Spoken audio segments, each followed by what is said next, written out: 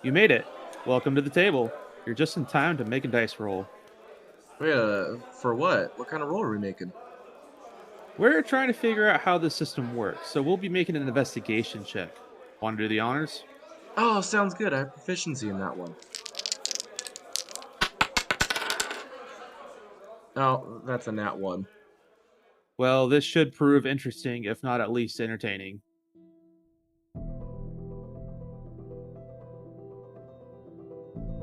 Welcome to the Nat One Nerds podcast.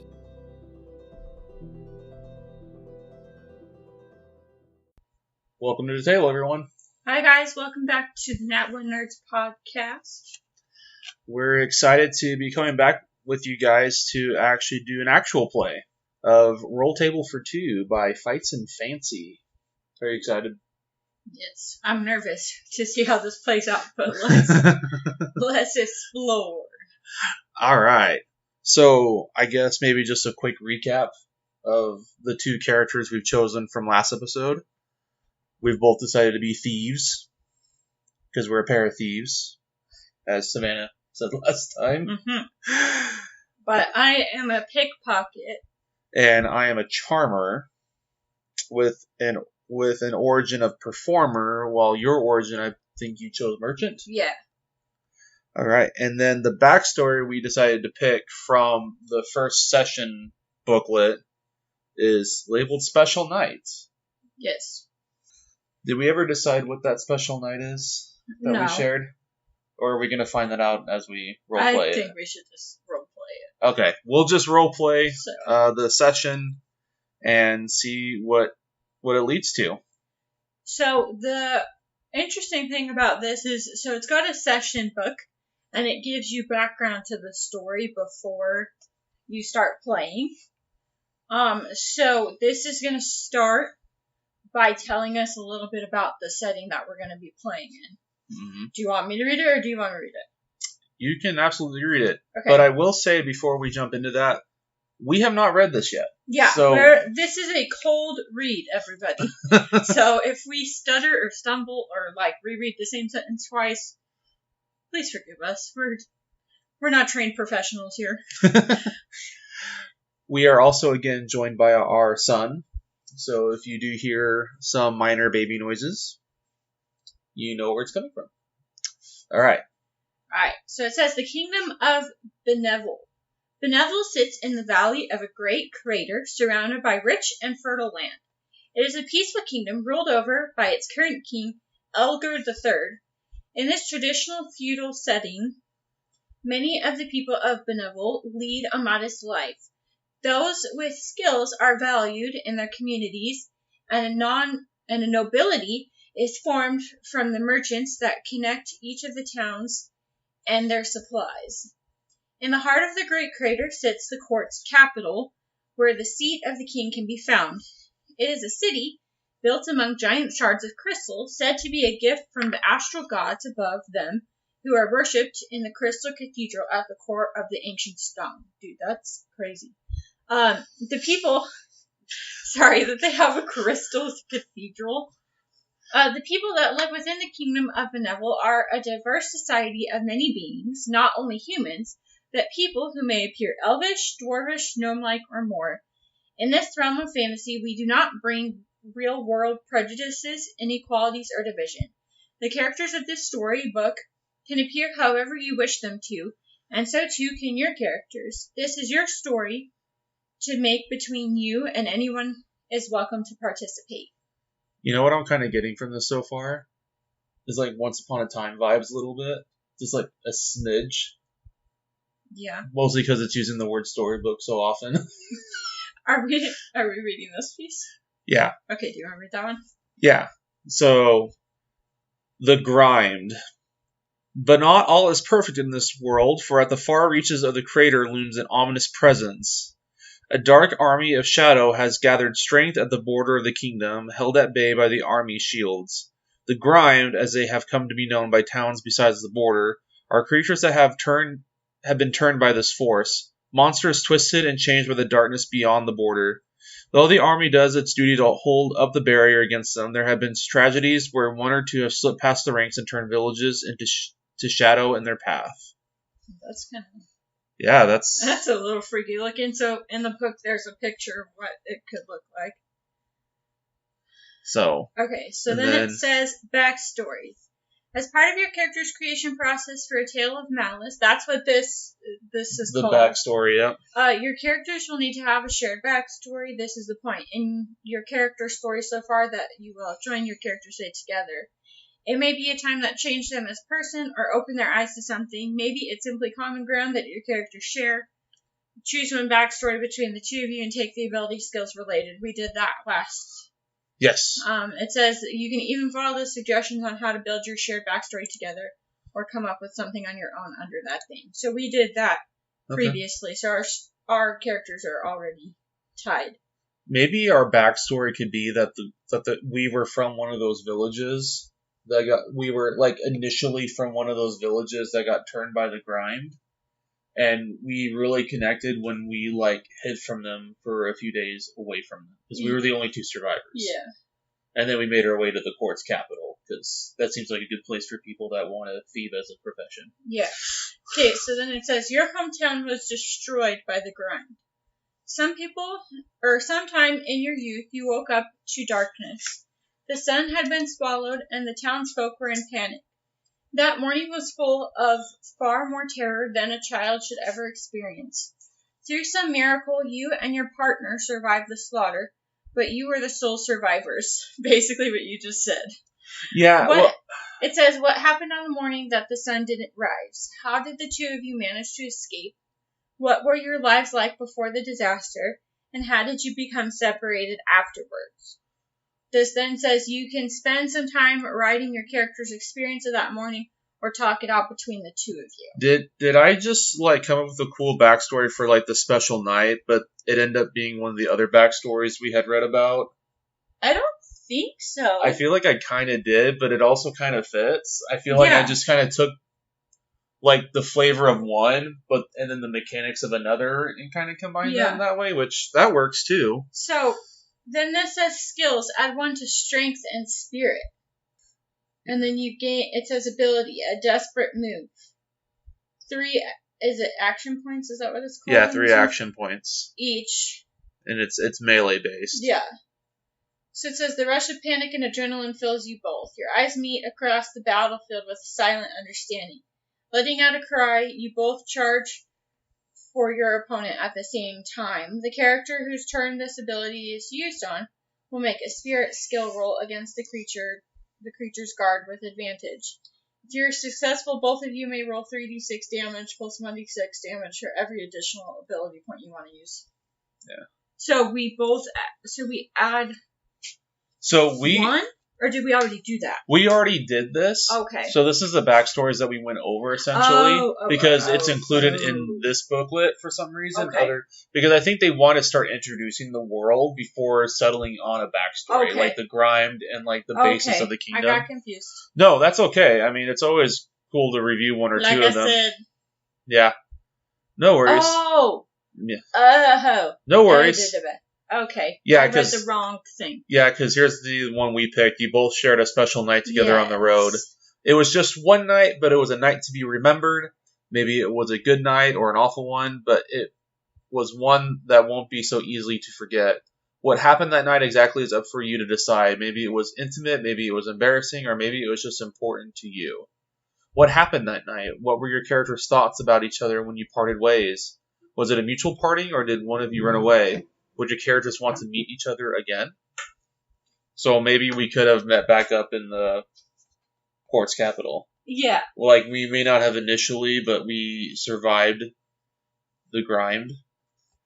And maybe we did have, a super special night together. Who knows? I don't know.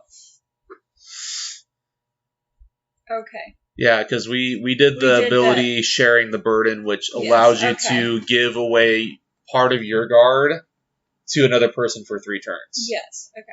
Yeah. So, Sorry. and then okay, so that's another background. We finally hit the story. All right. Sorry, Savannah's a little silly. One thing I will note about this that I've noticed is that the booklets come with maps, and I think they encourage you to like print them out or have them on the table or something so that you can have like minis and stuff. We're just gonna do the best we can, so like a mixture of the maps and a little bit of theater of the mind, Okay. I think is how it's gonna kind of go down. All right. So this says the meeting point. Yes, session 1, the meeting point. IvyFall, afternoon. Weary feet find their rest at the Rookie Ducky. I thought that was. I love this so it looks far. like it should say the rookie. A small ramshackle tavern at the base of the ivy curtained cliffs. Its rickety water wheel turns lazily in the narrow river that cuts through the village. Its gentle tap and creaking noises accompany birdsong and rustling leaves as your soundtrack for the golden summer morning. It's after days of traveling that you find yourselves here for the night, and you've made good time, giving you plenty of daylight hours to enjoy before turning in. You know a little about IvyFall, the village at the bottom of the gorge you have traveled to. Two halves of an ancient forest cut apart from one another by the ravine that runs through them. The legend goes that a hero once cut their way through the land itself to reach their enemy. When you see the sheer rock cliffs at either side, overgrown with green vines that desperately reach to close the gap, you can almost imagine it, a giant forest cleaved in two. The village itself is decorated with flowers and bunting. There is a bustle to the area as more and more people start to appear from doors and gardens to spend their time out in the noon sun. Children run along the King's Road, chasing a few of the carts that make their way through, and taking bets on whether they'll stop at the tavern for the festival or not. Ooh, we're going to a festival. Cool. It's at the tavern that you are now ready to cross the threshold to request a room for the barkeep, yet as you step toward the entrance, your shoulder connects with someone else's. You have bumped into another traveler beside you. Take a moment to describe yourselves to one another and your reactions to being bumped into before heading inside. Okay, so you bump into a average-sized woman, Okay. right? Long blonde hair and blue eyes. Her hair's in braid, tucked back out of her face. And I don't know what else. That's pretty much it. She's an average looking human. Nothing very like distinct. Like nothing that would cut her from somebody else. Well, you would bump into a fairly tall, shaggy brown haired individual that makes an appearance of being well dressed, but the more you look at his clothing, the more it's kind of cobbled and patched together, as if it's trying to have the appearance of something more than it actually is. Although I will say that despite it being a little patchy, it is fairly well kept and fairly clean. So a little bit of dignity to himself. He does have a belt with I'm going to say he has a rapier. Because why not? He has a very simple rapier. He has a leather pouch on his side that jingles a little bit. And he appears to have a small little notebook or notepad type thing tucked into his belt near that pouch. That includes a rough pencil with it. Mal, is that you? Do I know you? Mal, it's me, Tucker. Oh my goodness, Tucker, really? You're here? Yes, You made it? I did. I haven't seen you since that night. Yeah, I know. It was a long time ago. Well, I think it was that long ago, was it? It feels like a long time ago. I suppose. But what brings you here? I had heard there was a festival going on, so I had to check it out. I mean, you know me, I'm a sucker for flowers. And beer. Yes, I have forgotten that colorful and unique combination of interests that you have, Mal. Speaking of which, shall we go in? And Mal will open the door and be like, ladies first. And wait for you to walk in. So, I think we both walk in. Mm-hmm. Are you going to read this one, or do you want to switch? Because you read the other page. Yeah, go ahead. Okay. It says, so what can I do for the pair what can I do the pair of you for? Oh, that's a weird. A freckled face turns toward you from behind the tavern bar. The teenaged girl wipes off spilt drink from the bar with her apron, catching her breath while she waits for the two of you to respond. The tavern is packed to the brim with customers. Was it a room or just drinks? Of course, you will need a place to stay for the night, and a good bed would probably be a lot better than roughing it under the stars. It says, roll 1d6 whilst the interning innkeeper looks through the log of rooms. You want me to roll it? That's fine. Alright. Here you go. Ooh, nice. I got a 6. Okay, so what happens? So scroll down. Okay, so it has a table now, and we're going to scroll down to the number that we rolled. So, go All the way down. Okay, so number 6 says, yeah, sorry, it looks like we're all out of rooms at the moment. The festival has been so much busier than it was last year. I reckon there'll be a lot of people just camping up overnight, you know. So at least you won't be alone out there. Sorry about that. She shrugs and closes the book, putting it back under the bar. We're still here if you need food or drink, though. Just give us a shout. Without much more of a word to the two of you, the girl hears a shout from the other side of the bar and hurries off to go assist someone else. Looks like you'll be sleeping outside tonight. Oh, dang it. I thought the 6 would be good. Dang. Oh, it's truly random. Well, if our personal lives have any influence on sleeping outside, this is going to go so well. Oh, yeah. Alright. So, let's see. You've been handed your key, or maybe not if that was the case, but the sun is still high enough for you to go out and enjoy the festivals. It looks like a few volunteers are going around handing out flyers, and one is handed in your direction. Ooh. Alright.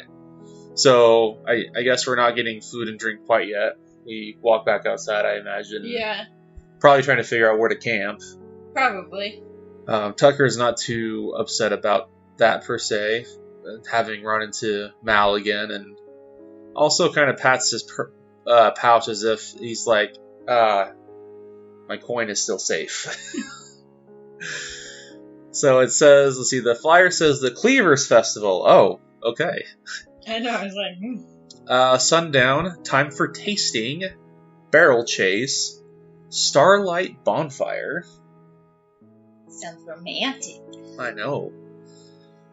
Sunrise, never-ending breakfast. Oh. Might be hobbits there. Cleaving contest. Well, I would hope so with the Cleavers Festival.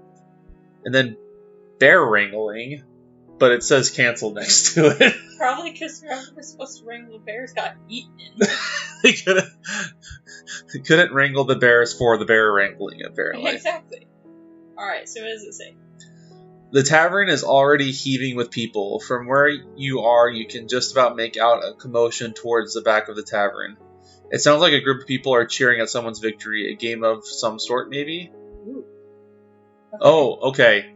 Oh, it does have slightly choose-your-own-adventure vibes. I was going to say that's exactly what this is. Okay, so we can either choose to muscle through the crowd to see what the commotion is about, turn to page 21, or go outside for some fresh air, turn to page 30. I know what Tucker would pick. Yeah, what? No, you say it first. What are you? I was going to say Mal will probably go towards the commotion just so she can pickpocket people. Upon meeting you, Tucker was going to pick to go outside for fresh air, so probably what he'll do is he'll start to go that direction, see that you're not there, look behind him, see you muscling your way through, and be like, okay. Like, he's like, I just found you again, Mal. So, I guess we're turning to page 21. which is the next page. Is fine. Okay. Okay, so it says, the Rookie Ducky, afternoon. Elbowing your way through the crowd, the pair of you make it to the front just as everyone erupts into a loud cheer. Not everyone seems happy, as a couple nearby squabble over a bag of coins passed between them. At the center of the ruckus is a single table with a woman sat grinning from ear to ear, her challenger across from her, head hanging over a wooden bucket as they hurl up the contents of the 10 empty flagons beside them. It's a drinking contest. Care to take a swig at it? The woman locks eyes with each of you, pushing the chair of her competitor out as he rushes away to find another bucket. Then it said, okay. Oh, we got lots of options. Here's the options for this one. It says confident, eagerly join in with the challenge. Turn to page 22. Cautious, investigate the contents of the drinks and find out more about the challenge. Comfortable, sit this round out and see what the bickering couple are doing. Or uninterested, decline and go find something else to do. Do you want to make this choice? Because I know what I would pick. Oh, I think I would either choose to investigate the contents of the... You can sit. So it says you can make this choice as individuals or as a pair. Split the party? That's never a good idea. I mean, I'll tell you what Tucker would probably pick. He would pick either one of two things. He would either investigate the contents of the drink and find out more about the challenge, or set this round out and see what the bickering couple are doing.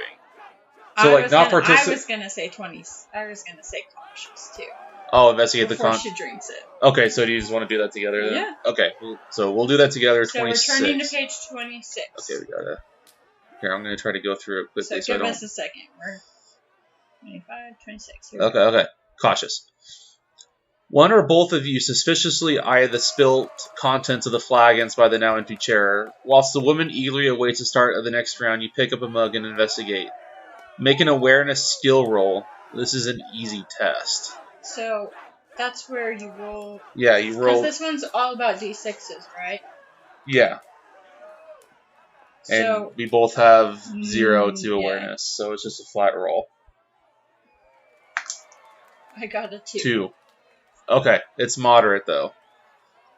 I'm trying not to read the other part. I think that's the hardest part, is like not reading the other parts that you... No, it's okay. I'm not worried as much about the failure as like the success. Anyway, so it's a moderate success.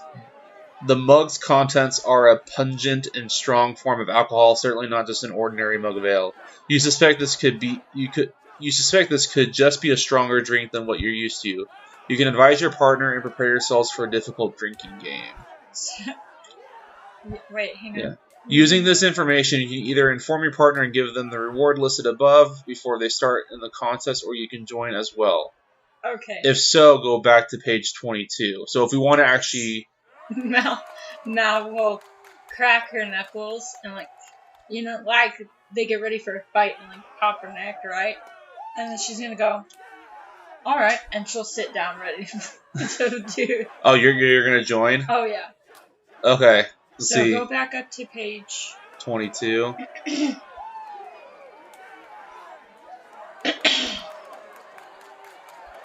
Wait. 22. Okay. Oh, wait. Is it 22 or 21? That's 22. Let's see. Before beginning this section, if your partner has chosen any of the other options, run through those first. Okay, which we did. Alright. You're gonna read this so I can... Because I assume... Now you look like a challenger worth facing. Name's Isa. Who should I say you are when the innkeeper comes to drag you to your room? Isa smirks and laughs heartily. The serving staff approach with freshly poured mugs of the ale, spilling over as they're unceremoniously dumped on the table. Last one to drop wins! I'm totally thinking of that scene from Return of the King. With Legolas and Gimli. I feel a little buzz. I feel a slight tingle. Yeah. Do you have any words to share with your opponent and audience before the contest begins? Tucker will look at you and say, "Are you sure, Mel?" Oh, I- I'm sure. I'll, This is going to be fun. all right. Well, if you don't mind, You can close your eyes. You don't have to watch. Oh, I will be watching intently. And he pulls out his notebook, and he pulls out his pencil, and Tucker starts scanning across the room like, "Place your bets, guys! Place your bets!" And he's just gonna go into a whole salesman pitch of trying to earn as much coin as he can from this. Okay, so then it says, but this is a contest. So it says, rules of the contest. You cannot do any harm to your opponent that might injure them. Oh, dang it, I'm just going to throw the cup. No, I'm just kidding. The contest provides you with a relevant ability you can use during this setting. You can spend ability points during your turn if you have an ability that you can use without breaking the rules of the contest. Breaking any of the contest rules result in immediate forfeit and loss to both players. Read through to page 24 before the results to get all the information you need. Okay, so it keeps track. So I got paper here. Okay, so you're just doing a table that has 1, 2, 3, 4, 5, 6, 7, 8, 9. 9? Okay. So 18. So we'll do Isa here.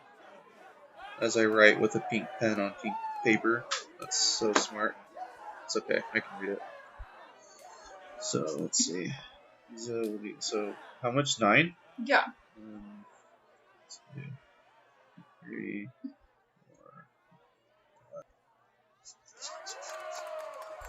4. I think it's just you. Yeah, so it'd just be Yeah. two.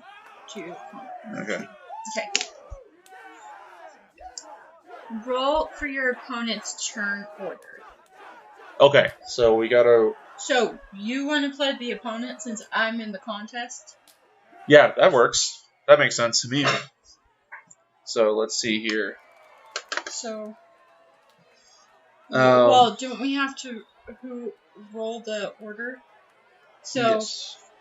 Do you? Is it just a D6 and whoever rolls the highest? I think so. Okay, because. So I'll roll for Isa here. Sorry, I'm trying to. Well, I'm trying to see what her. Oh, okay. That's pretty straightforward. So I got a 4, so. And I also got a 4, so roll again. Yeah, 4. I swear to bets if it's a. Okay. I got a 5. Okay, so it's me, different. Then, yeah, so you go first. and then it says the end of round effects. Okay. Okay. So let's review here. So the only rule that I'm seeing is you can't do anything to harm your opponent. Yeah, like no physical assault on them. So. Okay, so then it says at the end of the round, so there's only 2 of us, it says each character must roll a spirit skill check. If your result is 1 or less, the character feels the urge to vomit and is out of the contest. The final person still able to drink is the winner, but if you manage to drink more mugs of ale, there may still be a prize. For every drink that you have had, you must minus 1 spirit from your spirit skill rolls. Oh, yikes. Okay. So, this is going to be bad because... Okay, so essentially you roll a spirit skill check, and if you roll 1 or less, you're out. You're out. But it gets harder because you automatically subtract 1 after the first. Yeah, except I have 0, so I did not think this through. Okay. Okay, so essentially if... Let's go. So, wait, how many rounds are there? 1, 2, 3, 4. It just go. I think 9 is just. Oh no, she's got 1. She's got 1 spirit. I think 9 is just like. Yeah, I don't know. Necessarily how many you can go. All right. So wait, no, I go first, don't I? Yeah. Because I rolled. Mm-hmm. Okay, can we take all these extra ones out? Yes, we can. Sorry, we had way too many dice in there. Okay, so each character. Okay, so I'm rolling, and I have to get a higher than 1, essentially. Yeah. Because I don't have. Okay. Yep. This could go really, really bad, really fast. Okay, Okay, that's a 2. so you're good. So I'm good.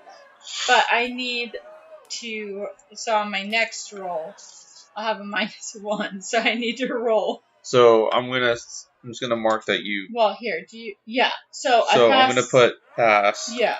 I'm just gonna put a check mark. I need a little thing for my paper so I can mark the -1.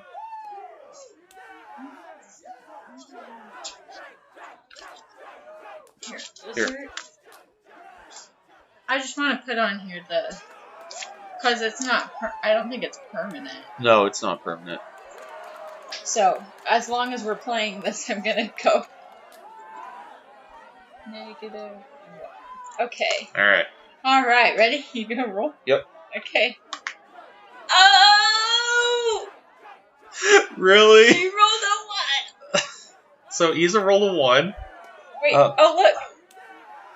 Oh.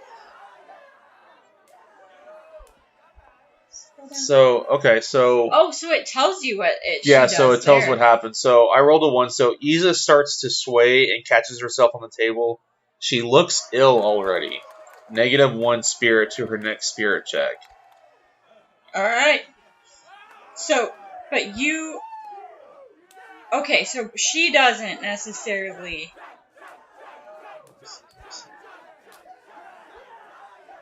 Well, wait, but wouldn't she? See, each character must roll if If your you result. roll what? That's interesting that she doesn't. I mean, we can keep going to see. I say if she rolls another 1, she's out. You want to do it that way? Yeah. Okay, Okay. let's do that. So she has a -1. I also have it. So.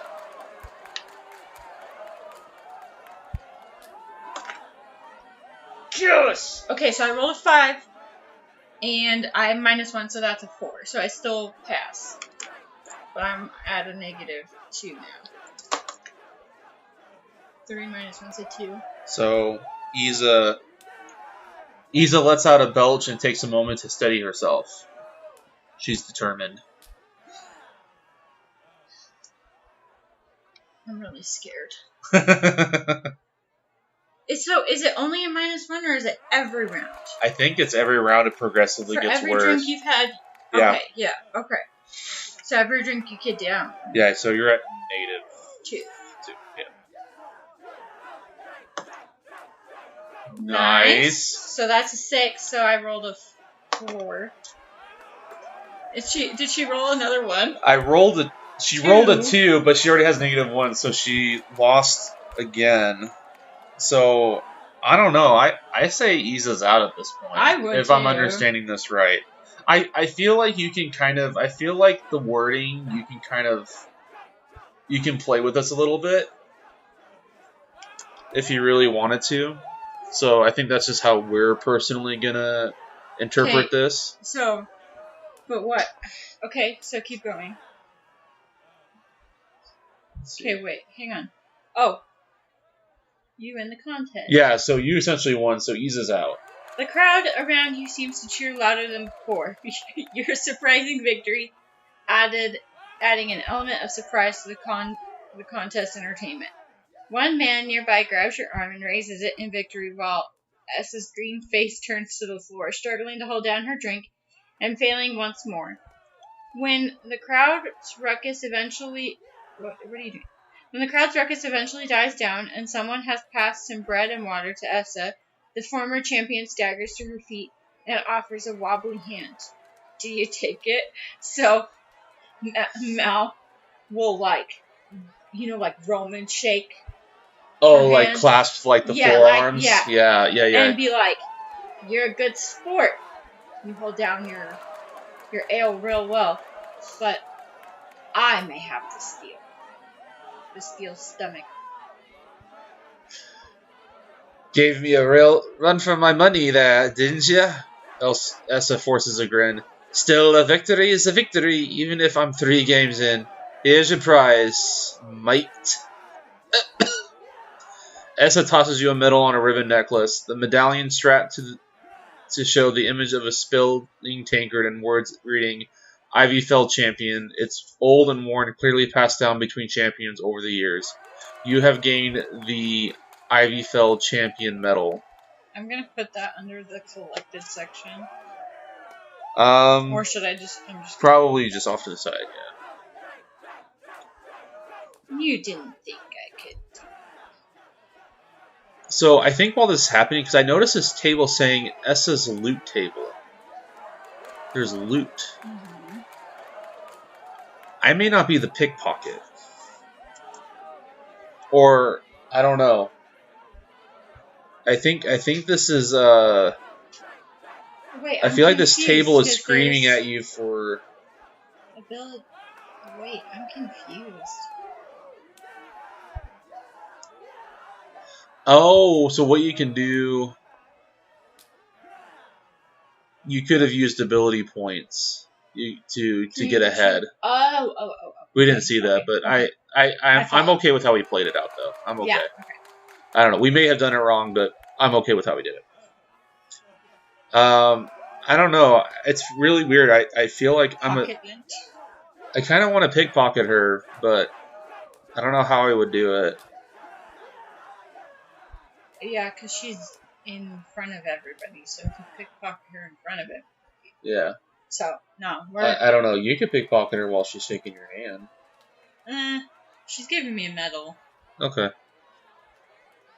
So yeah, I take it, and I take her medal.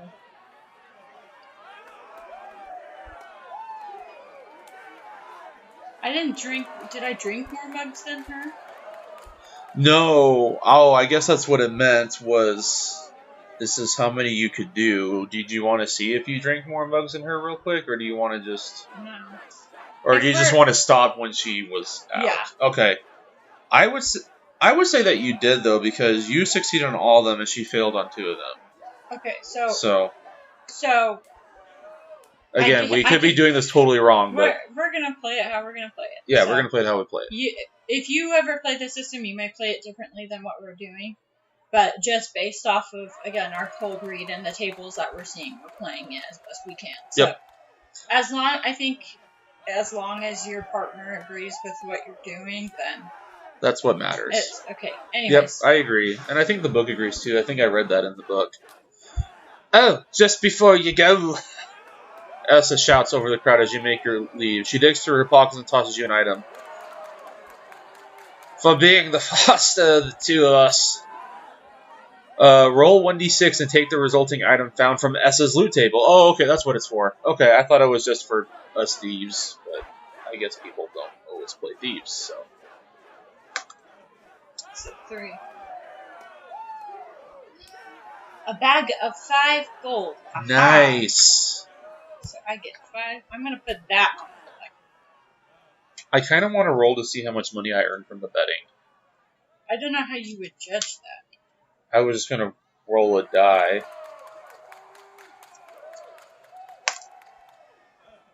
I got 4. For what? For gold? Yep. Okay. That's what I'm going to put. 4 gold from the betting pool. I still think it's really funny that that's what you did. Tucker would have bet on you. Okay, wait. Where did it go? Okay. So... Then it says, whether the item is useful or not, Essa disappears back into the crowd, and you are free to make your way out for some fresh air. So, we're going to flip to page 3. Yep. So, Mal will stand up, and she'll be like, come on, I did it. Did I not? You hear that, everyone? She did it, and Essa claimed her the victor. Now, about those bets, gentlemen, and... He's going to start collecting gold from everybody, and he's going to be able to pocket 4 gold for himself as the keeper of the bet. All right, and then we go outside to get some fresh air. So this is what it says. It says IvyFall, late afternoon. So I'm assuming that's the time of day. So it says the afternoon sun shines down on you as you step back out into the green town square of IvyFall. People are gathered and talking in all corners, sharing in the joy of the day's celebrations. You can see the shadows beginning to creep across from the cliffs either side of the town. A rumbling catches your attention as you take in the surroundings just in time to move out of the way of a herd of barrels tumbling their way carelessly into the square, almost knocking down people in their path. Behind them is a mess of straw blonde hair, sits on top of their shepherd, chasing them into the square to stop the barrels before they hurt anyone. Heron, an older woman scolded after nearly being knocked over. There are people everywhere here. What on earth are you doing? You nearly knocked me off my feet. Heron, blowing his mop of hair out of his eyes, gave a giddy smile before straightening up his appearance and becoming more serious. Yes, Mrs. Mapper, sorry. Got them all under control now. A couple of children run over excitedly, and Mrs. Mapper swiftly carries on her conversation with her friends further away. All right, come on, little barrel riders. It's time for the barrel chase. Any volunteers are welcome to come forward. Heron calls out about the square as he gathers the barrels in a line behind the start. Oh, are they rolling children in the barrels? So it says... Okay, so it's another contest that we can Do join we have in. to join it? I kind of just want to watch. I don't want to join this one. So, yeah, there's like a map There's and a everything. map for this one, so maybe we can't get out of this one. No, I think we can choose to be a part of this, because I don't think, because it says join in, and so I would assume. So let's see if it has a. No, we have to hold join on. it. Oh, Sit out. Yep. Okay. Is there one that says watch? Well. Oh, there you go. Okay, it says you join the onlookers as a few of the villagers find their places at the start line. The faces of the people around you are full of amusement and fill the atmosphere with lighthearted joy. As the rumble of barrels begins, you find yourself running alongside the race to keep up. When was the last time you felt this kind of joy? Describe the scene of your character racing to keep up with the barrels to the finish line and the kind of emotions they feel or dialogue they share between one another. So I imagine them coming out and hearing, about this barrel race, which I assume that they're shoving children in these barrels. Or are they racing the barrels? I don't know. He made it sound like they were inside the barrels. I hope not. I feel like we have to determine if the children are actually in the barrels. Hold on.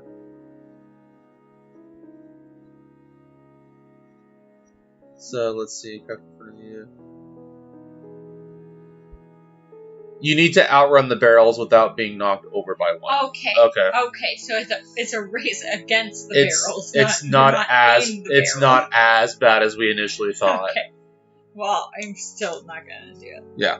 So, I think with Mal being Mal will put on her, fancy medal, and she'll come out and she'll see this, and she'll be obviously on the sideline because she doesn't want to jump over all the hurdles, but she'll be race you to the finish, and she'll start running along the race as you hear laughing and people getting mowed over by these barrels and all that kind of stuff. And the last time that I think Mal has ever felt like this was before, like we said, before their village got absolutely destroyed. I imagine Mal having some siblings, maybe stick sword fighting or something like that,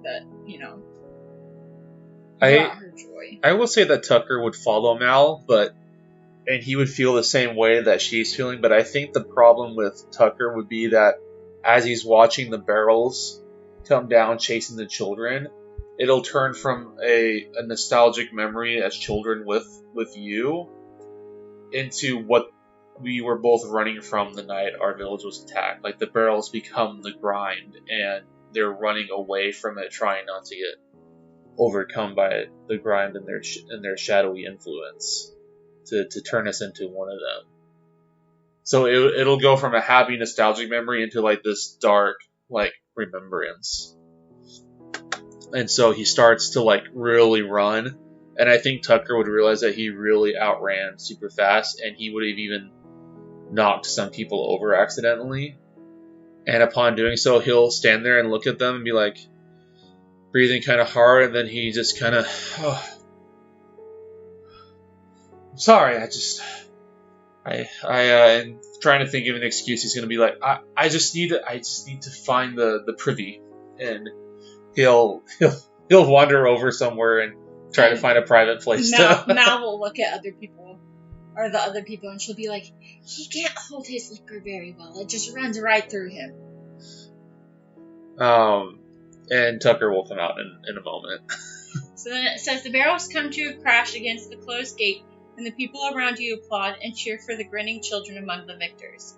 Happy memories are forged between the village folk here, and as an outsider, you are left somewhat adrift whilst the event begins to clear itself away.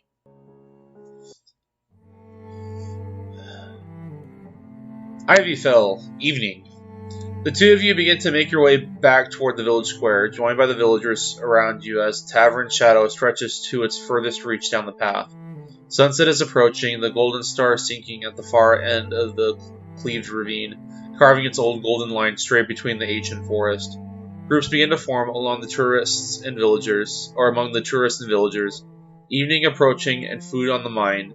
In the natural flow of the people around you, you both soon find yourself strolling towards a green besides the rookie ducky, where a large it throws me off where a large amount of dry wood and foliage form in the shape of an unlit bonfire. Oh yes, Starlit dance. Many people find places to rest at the green. Some bring blankets and baskets of food. A group of musicians have found a spot on an outcropping of stones fallen from the cliffs, beginning their litting tune. A handful of children are running around with reflective ribbons, catching the fading light of the sun in a dance. What kind of space do you make for yourselves on the green? Discuss between the two of you where your characters would feel at home here as they take a moment to relax. I mean, I see our characters kind of hanging on, like, the outskirts. Like, I assume that, like, we have cloaks on or something, so we'll just take our cloaks, or at least Mal will take her cloak and kind of lay it on the floor, like kind of like a picnic blanket, and that's what she'll sit on. That way she's not sitting in the grass, and she'll look up at Tucker and be like, are you gonna join me? Well, I would be delighted. And he sits down next to you. No sooner have you found a place to relax than someone comes bearing a torch. It's a man wielding a great axe at his side and donning a blacksmith's apron. He raises the torch, casting a glow over his silver flecked hair. Citizens and guests of IvyFall, his voice booms over the gentle chatter on the green. Tonight we welcome the first night of Cleaver's Festival.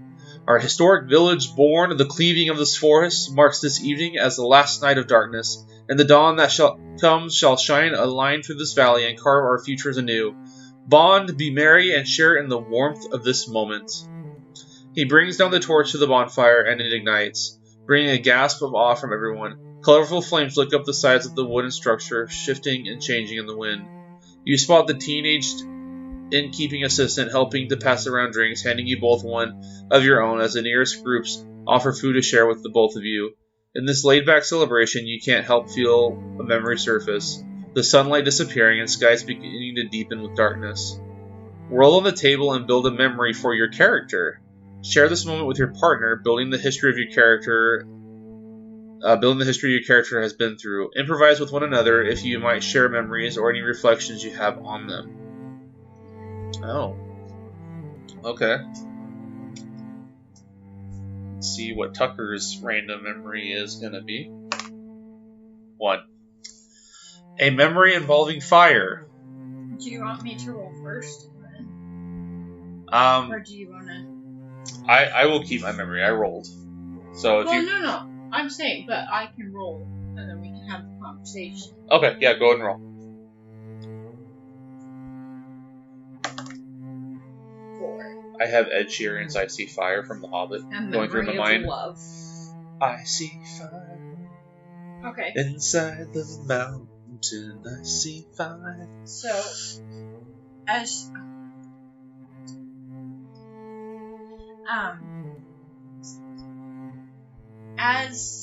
you know, as Mal is watching, you know, probably parents and their kids, you know, running around and dancing, she's gonna look at Tucker and she's gonna say, do you ever miss being home with our families and like running around and dancing with them? Like, I think about, you know, the time we had little Lily running through the barn and like spinning in circles and we're all just laughing.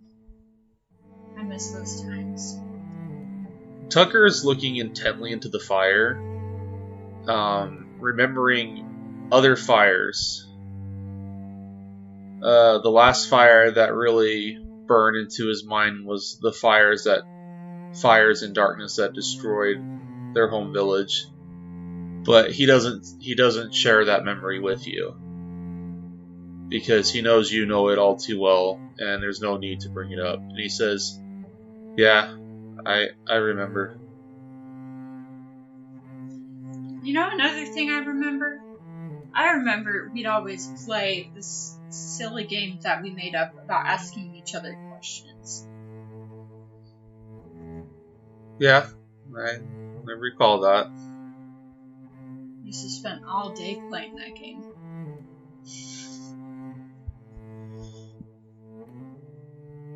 We did. What have you been up to since then? Certain activities that you would not be inclined to join in. But by daylight, I am a merchant. By night is another story.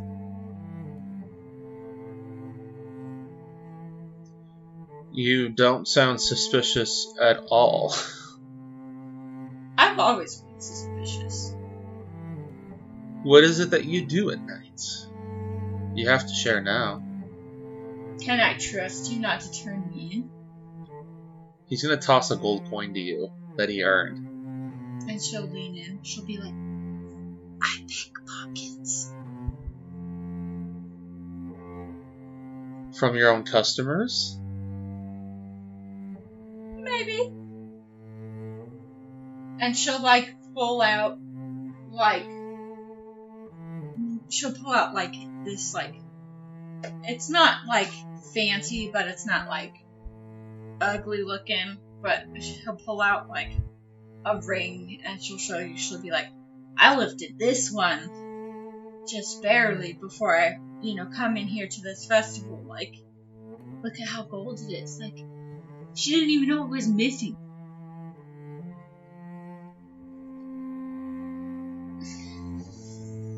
What do you do?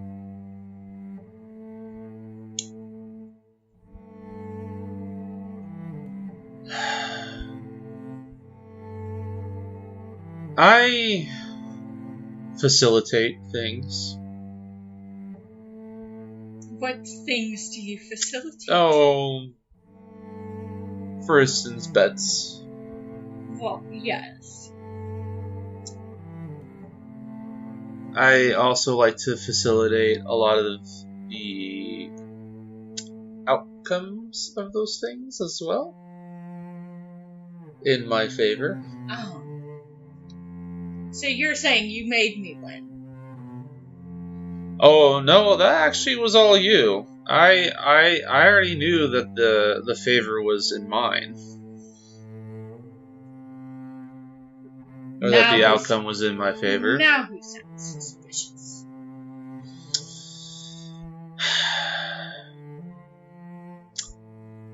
It's what I do. Two suspicious people at a flower festival. I thought this was a cleaving festival. There are flowers, are there not? They seem like nice people. I don't have any The flowers initial... or the cleaving? Let's just say I don't plan on cleaving too much from these people financially. So, so then the table suggests, or the book has you settle in for sleepy time. I'm assuming we're already doing that. As we're Yeah, having we're this kind of already doing that. conversation, Yeah, like watching people, yeah, slowly that's go why down. I thought it might fit. So I went down to the page because we got under the stars.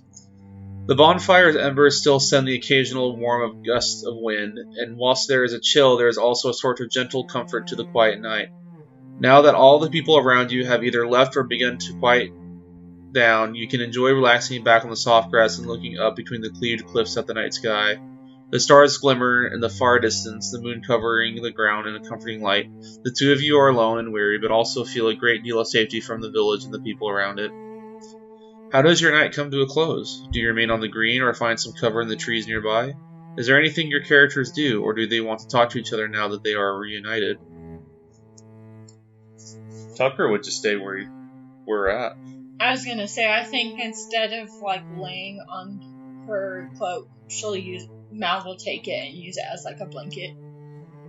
I was about to say, Tucker would probably pull out a bedroll and like kind of set up a little bit. Not too close to the fire because he doesn't want to accidentally roll into it, but like not too far away either.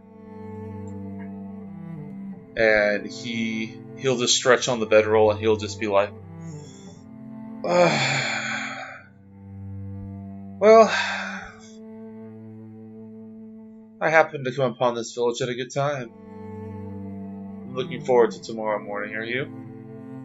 I mean, sure, but what's such a good time to come to the village? And she'll like wink. Tucker blushes immensely. She'll be like, I see you. And then she'll lean back and like stargaze until she goes to sleep. And Tucker will kind of... If I say it in a not creepy way, it's going to sound creepy because I said not creepy. But like in a genuinely and affectionate way, he'll kind of watch you kind of drift to sleep a little bit. And seeing that you're safe and sound, he'll also start to allow himself to drift to sleep.